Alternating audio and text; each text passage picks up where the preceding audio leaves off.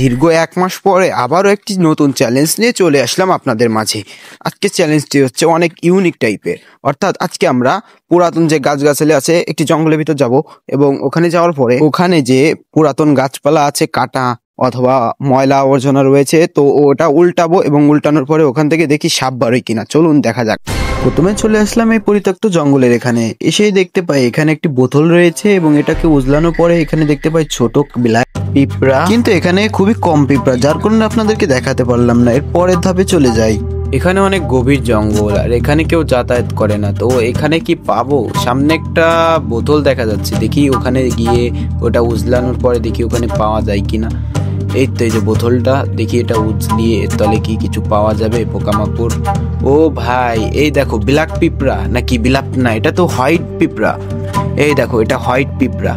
এই পিঁপড়া সাধারণত কাউকে ক্ষতি করে না, অন্যান্য পিঁপড়া কিন্তু মানুষকে কামড়ায়, কিন্তু এই পিঁপড়াটা মানুষকে কামড়ায়ও না, তাদের কোনো ক্ষতিও করে না। এই দেখুন, তো এই পিঁপড়াগুলো মানুষের উপকারী করে, তো এই পিঁপড়াকে আমরা কিছু করব না, এটাকে আমরা জমিয়েও রাখবো না। চলুন পরের ধাপে যাওয়া যাক।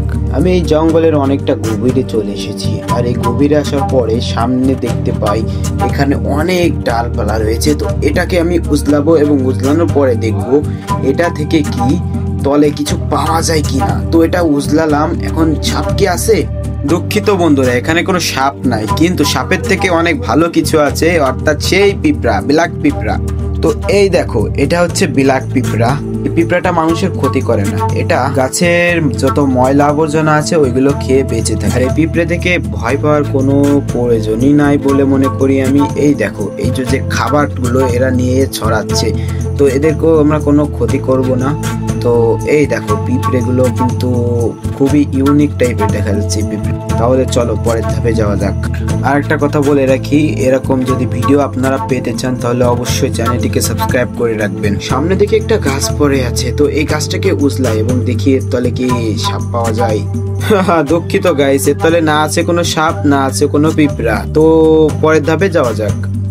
সামনে দেখতে পাই একটি মাটির রাস্তা রয়েছে জঙ্গলের মাঝখানে, তো এই মাটির রাস্তাটা আমরা অনুসরণ করব এবং অনুসরণ করে যে আমরা দেখব সামনে কি পাওয়া যায়, সাপ খুব কি দেখা যায় নাকি।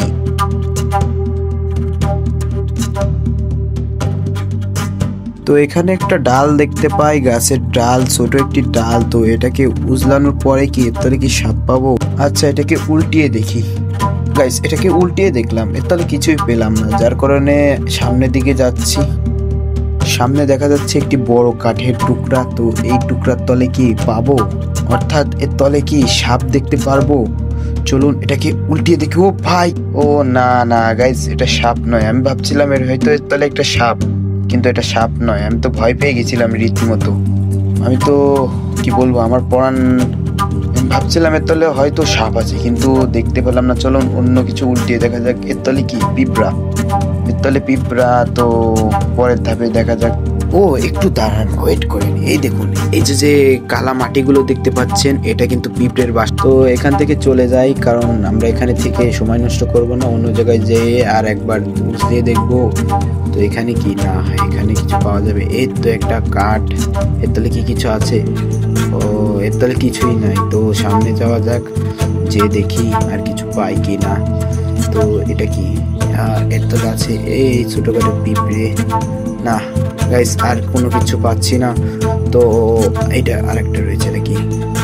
এই তো কি, তো আর কোথাও পাচ্ছি না গাছগাছালি। তো ভিডিওটা এই পর্যন্ত। কি যদি ভিডিওটা ভালো লেগে থাকে অবশ্যই শেয়ার করবেন বেশি বেশি করে, আর সাবস্ক্রাইব করতে ভুলবেন না।